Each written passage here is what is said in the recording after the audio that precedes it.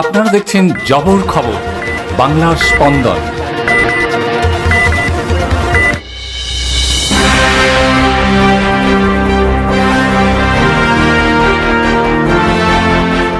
শ্রীপুর অঞ্চল মহিলা তৃণমূল কংগ্রেসের ডাকে সোমবার শ্রীপুর পঞ্চায়েত সংলগ্ন মাঠে এক মহিলা সম্মেলনের আয়োজন করা হয়।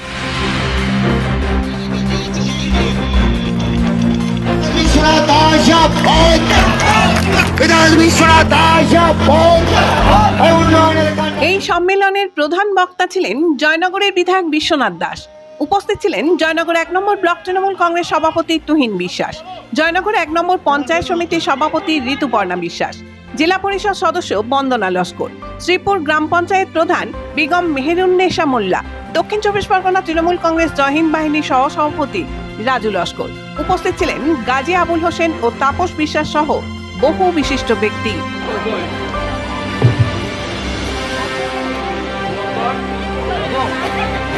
এখন আমাদের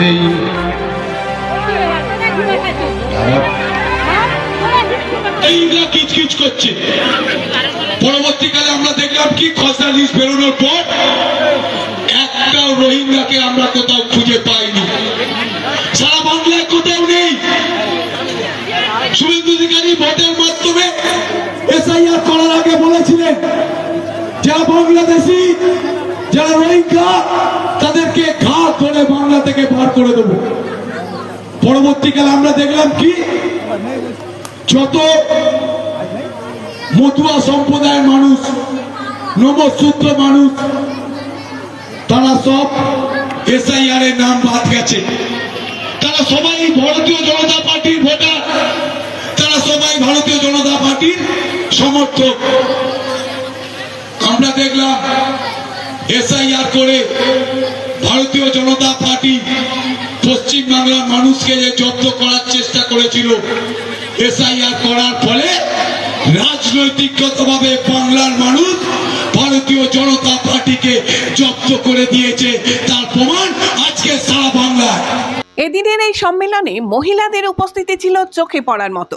সম্মেলন মঞ্চ থেকে জয়নগরের বিধায়ক বিশ্বনাথ দাস বলেন, প্রতি বছর আপনাদের 12,000 টাকা করে দিচ্ছে, আজও পর্যন্ত ব্যাংক থেকে একটা নোটিশ আসেনি যে টাকাটা ফেরত দিতে হবে। নোটিশ আসেনি। এটাই বাংলা। এই বাংলার যারা মেয়েরা পড়াশোনা করছে তারা ঐক্যশ্রী টাকা পাচ্ছে, এই বাংলার মেয়েরা যারা পড়াশোনা করছে তারা কন্যাশ্রী টাকা পাচ্ছে, এই বাংলার মেয়েদের বিয়ের সময় রূপশ্রী টাকা পাচ্ছে।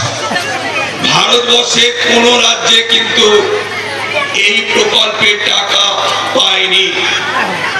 মহারাষ্ট্র নির্বাচন হয়ে গেল, সেখানে বিজেপি জিতে গেল, বলেছিল জেতার পর আমরা বাংলার মতো লক্ষ্মীর ভান্ডারে টাকা ব্যবস্থা করে দেব। আজও পর্যন্ত কিন্তু মহারাষ্ট্রে কোন মায়েরা কিন্তু কোন অনুদান পায় না।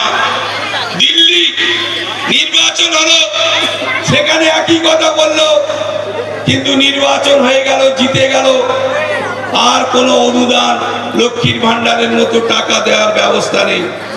তাহলে এই ধাপ্পা দিচ্ছে, ধোকা দিয়েছে। আমাদের মাননীয় প্রধানমন্ত্রী 2014 সালে ব্রিগেড গ্রাউন্ডে এসে বলেছিলেন, আমি যদি প্রধানমন্ত্রী হতে পারি তাহলে আমি আপনাদের জেতার পর প্রত্যেকের বেকার যুবক যুবতীদের অ্যাকাউন্টে 15 লক্ষ টাকা করে দেব। 14 সাল, 15 সাল, 16 সাল পার হয়ে গেল, আজকে 25 সাল, কারের অ্যাকাউন্টে 5টা টাকাও আসেনি।